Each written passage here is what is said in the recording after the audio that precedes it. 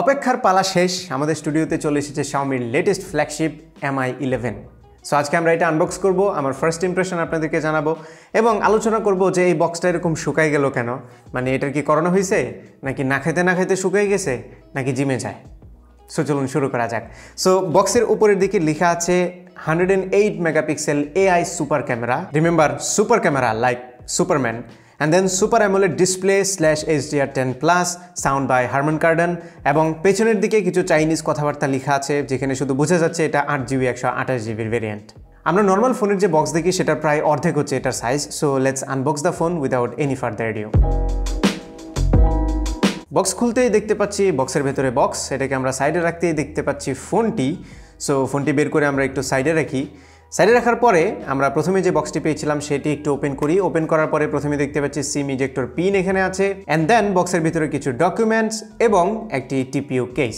So বুঝতেই পাচ্ছেন এই বক্সের ভিতরে চার্জার, ইয়ারফোন, কেবল কোনো কিছুই নেই। সো এগুলো নিয়ে আমরা একটু পরে কথা বলছি, আগে ফোনটার দিকে একটু তাকাই। আপনারা দেখতেই পাচ্ছেন আমার হাতে এই ফোনটির ব্ল্যাক ভেরিয়েন্টটি আছে। সো আমরা একটু স্টিকারগুলো খুলে নেই ফোনের। Now let's turn on the phone. Setup প্রসেসের একটা জায়গায় দেখলাম অ্যাড অফ করার অপশন আছে। তার মানে আপনি যদি এই ফোনটি কিনেন আর যদি অ্যাড অফ না করেন তাহলে এই ফ্ল্যাগশিপ ফোনেও MIUI-তে আপনি অ্যাড দেখবেন। ক্রেজি। আমরা হোম পেজে চলে এসেছি, এবার এটার স্পেক নিয়ে কথা বলবো, প্রাইস নিয়ে কথা বলবো, অ্যান্ড ফাইনালি বক্সে কেন চার্জার দেওয়া হয় নাই এইটা নিয়ে কথা বলবো।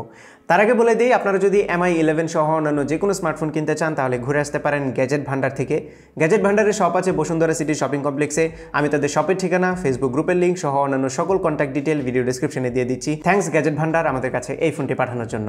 প্রথমত হাতে নেওয়ার পরে এটা খুবই প্রিমিয়াম ফিল হয়, প্রিমিয়াম ফিল হওয়ারই কথা, কারণ এটা সামনে পেছনে দুই জায়গাতে গ্লাস ইউজ করা হয়েছে, মাঝখানে অ্যালুমিনিয়ামের ফ্রেম আছে এবং ফোনের বডিটি হচ্ছে কার্ভড, পেছন দিক থেকেও কার্ভড, ডিসপ্লেটিও কার্ভড।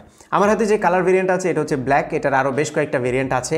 হাইয়েস্ট যে ভেরিয়েন্ট আছে সেটার পেছনে আর্টিফিশিয়াল লেদার আছে, ওইটার দামও একটু বেশি এবং ওইটাতে 12GB র্যাম আছে। আর এটা ডিজাইনের মধ্যে সবচেয়ে মানে চোখ ধাঁধানো ঠিক বলবো না, আকর্ষণ করার মতো যে ডিজাইন সেটা হচ্ছে এটার ক্যামেরা হাউস। অনেকেই বলছে এটা iPhone 11, 12 ইন্সপায়ার্ড। আমার কাছে খুব একটা মনে হয়নি, কারণ এটার যে ক্যামেরা সেন্সর এটা এমনিতেই বড়। সো ডেফিনেটলি পেছনের দিকে একটু বোল্ড হওয়ারই কথা ছিল। এবং ক্যামেরা হাউসটা হচ্ছে কিছুটা স্কোয়ার শেপের, পারফেক্ট স্কোয়ার না। এবং এটার প্রাইমারি যে দুইটা ক্যামেরা আছে এইটা আবার আরেকটু উঁচু করে আরেকটা আলাদা ক্যামেরা হাউস দেওয়া হয়েছে। As you can see, it doesn't look bad, it's fine with me. এবার চলে আসি স্প্যাকে। সামনের দিকে দেখতে পাচ্ছেন গর্জিয়াস লুকিং একটি 6.81 ইঞ্চির অ্যামোলেড প্যানেল আছে এবং এটি হচ্ছে 120 হার্জ রিফ্রেশ রেটের উইথ HDR10 প্লাস সাপোর্ট। এবং এই ডিসপ্লেতে যে প্রোটেকশন ইউজ করা হয়েছে এটা হচ্ছে কর্নিং গোরিলা গ্লাস ভিক্টাস, তার মানে লেটেস্ট কিছু। ডেফিনেটলি আমরা ফুল রিভিউতে এটা নিয়ে আরও আলোচনা করব। ডিসপ্লেটি কার্ভড, চারপাশে বেজেল নেই বললেই চলে এবং উপরের দিকে যে ক্যামেরা কাটআউট আছে এটাও বেশ ছোট। And this phone is rocking Qualcomm Snapdragon 888 chipset, যেটা এবছর কোয়ালকমের ফ্ল্যাগশিপ এবং এটি স্যামসাংয়ের 5 ন্যানোমিটার প্রসেসে বিল্ড করা, হুইচ ইজ ক্রেজি। এটি একটি 5G চিপসেট ডেফিনেটলি, এবং লাস্ট ইয়ারের চিপসেট থেকে এটাতে বেশ মেজর কিছু ইম্প্রুভমেন্ট এসছে। এটাতে অল নিউ CPU, GPU এবং AI ক্যাপাবিলিটিস অ্যাড করা হয়েছে, যেগুলো নিয়ে আমরা ফুল রিভিউতে ডেফিনেটলি কথা বলবো। আর এই ফোনটি পাওয়া যাবে 8GB 128GB, 8GB 256GB এবং 12GB 256GB ভেরিয়েন্টে। 12GBটা হচ্ছে লেদার ফিনিশের। ক্যামেরা সেকশনে অফার করা হচ্ছে 108 মেগাপিক্সেলের হিউজ নাম্বারওয়ালা একটি ক্যামেরা, যেটার কোয়ালিটি আমরা ডেফিনেটলি টেস্ট করব। সেকেন্ডারি ক্যামেরাটি হচ্ছে 13 মেগাপিক্সেলের একটি ultra wide shooter, and finally 5 মেগাপিক্সেলের একটি ম্যাক্রো লেন্স, এখানে কোনো টেলিফোটো দেওয়া হয় নাই। আর সামনের ক্যামেরাটি হচ্ছে 20 মেগাপিক্সেলের। সফটওয়্যার পার্টে এটাতে MIUI 12.5 ইউজ করা হয়েছে বেসড অন Android 11। আর এই ফোনটিকে পাওয়ার আপ করবে 4600 mAh এর একটি ব্যাটারি, বাট সেই ব্যাটারিকে চার্জ দেওয়ার জন্য বক্সে কোনো চার্জার নাই। যদিও এটা 55 ওয়াটের ফাস্ট চার্জ সাপোর্ট করবে এবং 50 ওয়াটের ফাস্ট ওয়্যারলেস চার্জিং সাপোর্ট করবে, এটাতে রিভার্স ওয়্যারলেস চার্জিং আছে। সবকিছু মিলিয়ে it's a true flagship phone and you are bound to get a flagship experience except for the charger. আমরা সবাই জানি এই ট্রেন্ডটা অ্যাপল শুরু করেছে বক্সের চার্জার না দেওয়া, এবং তাদের লজিক হচ্ছে আপনার বাসায় অলরেডি হয়তো একটা চার্জার আছে, আর যেহেতু একটা চার্জার আছে আর একটা চার্জার কিনে আনলে অতিরিক্ত ওয়েস্ট হবে, আর অতিরিক্ত ওয়েস্ট মানেই হচ্ছে আমাদের এনভায়রনমেন্টের জন্য ক্ষতি। And a big thumbs up for that, আমাদের প্ল্যানেট নিয়ে এত চিন্তা করার জন্য। বাট অ্যাপল যেটা করেছে অ্যান্ড্রয়েড ওয়ার্ল্ডেও কি সেটা লজিক্যাল কিনা, এটা নিয়ে একটু কথা বলি। ফার্স্ট অফ অল, যারা নতুন আইফোন কেনে তাদের বেশিরভাগেরই অলরেডি আগে একটা আইফোন ছিল, তারা জাস্ট আপগ্রেড করছে নতুন ভার্সনে। অন্য কোনো প্ল্যাটফর্ম থেকে বা অ্যান্ড্রয়েড থেকে আইফোন কিনছে এরকম মানুষের সংখ্যা কিন্তু কম। এখন যাদের হাতে অ্যাপলের অলরেডি একটা চার্জার আছে, তারা আরেকটি অ্যাপলের ফোনে সেই চার্জার ইউজ করলে সমস্যা হওয়ার কথাই না।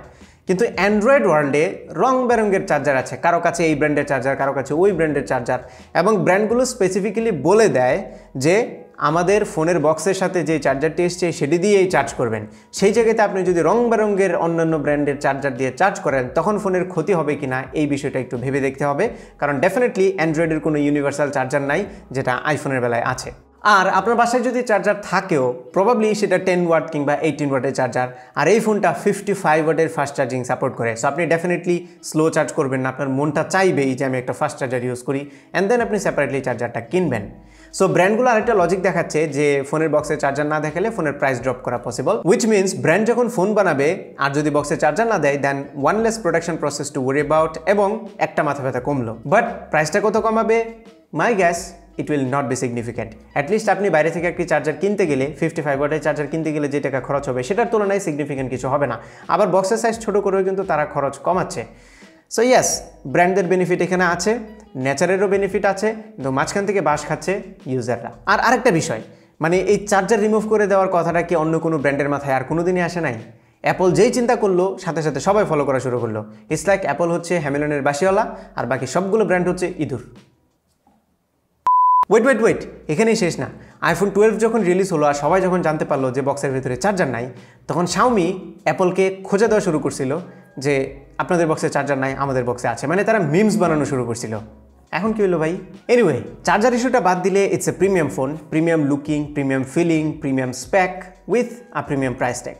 সো এই ফোনটি অরিজিনালি যে প্রাইসে রিলিজ হয়েছে সেটা হচ্ছে সামওয়্যার অ্যারাউন্ড $740, যেটা বাংলা টাকায় কনভার্ট করলে 62-63 হাজার টাকা আসে। কিন্তু এই ফোনটি যদি এখন আপনি বাংলাদেশ থেকে কিনতে চান তাহলে এটার আনঅফিসিয়াল প্রাইস পড়বে 81,000 টাকা, 8GB 128GB, which is crazy high. আমরা সবাই জানি বাংলাদেশে যখন আনঅফিসিয়ালি কোনো ফোন, হাইপটাপ কোনো ফোন যখন নতুন আসে তখন দাম এরকম হাই থাকে, এবং আমি একদমই রিকমেন্ড করবো না এই দামে এই ফোনটা এখন কেনার জন্য, কারণ এই দামের সাথে অল্প কিছু অ্যাড করলে আপনি এখন আইফোন 12 পাবেন। আর Xiaomi যদিও ক্লেম করছে এটা আইফোন 12 থেকে বেটার, বাট যারা অ্যাপলকে চেনে তাদেরকে যদি কান্নাকাটি করেও বলেন যে আইফোন না কিনে এইটা কিনেন, কেউই কিনবে না। সো ইয়াস, এই দামে এটা কেনার কোনো লজিক নাই, দামটা কিছুটা কমুক তারপরে কিনবেন। অ্যারাউন্ড 65, 66, 7 এই টাইপের প্রাইস যখন হবে তখন কিনবেন। আমি বিশ্বাস করছি এরকমই হবে, হায়ার 70 থাকবে। তবে দামটা কমছে কিনা বা দামের আপডেট জানতে হলে আপনারা গ্যাজেট ভান্ডারের যে ফেসবুক পেজ আছে সেখানে আপডেটেড থাকতে পারেন। আমি পেজের লিঙ্ক এবং তাদের ফোন নাম্বারও ভিডিও ডিসক্রিপশনে দিয়ে দিচ্ছি।